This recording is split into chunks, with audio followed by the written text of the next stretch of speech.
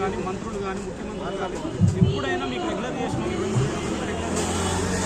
మంచిగా అబద్ధం కూటకు మాటలతో కాలం గడుపుతుంది.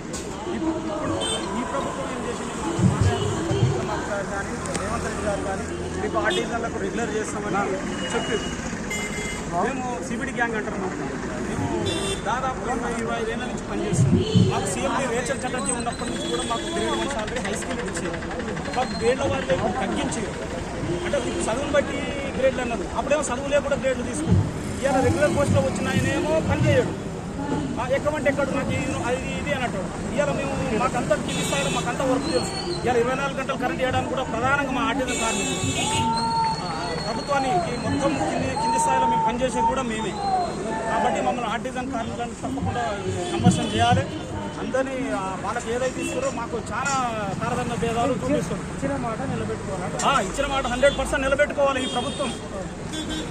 పిఆర్సీలో కూడా మాకు చాలా మోసం జరిగి గత ప్రభుత్వం చేసి చాలా అన్యాయం జరిగింది మాకు ఆర్టిజన్ కార్మికులు. కాబట్టి ఈసారి మంచిగా మాకు అన్ని విధాలు మమ్మల్ని ఆదుకోవాలని మేము ప్రభుత్వం డిమాండ్ చేస్తున్నాం.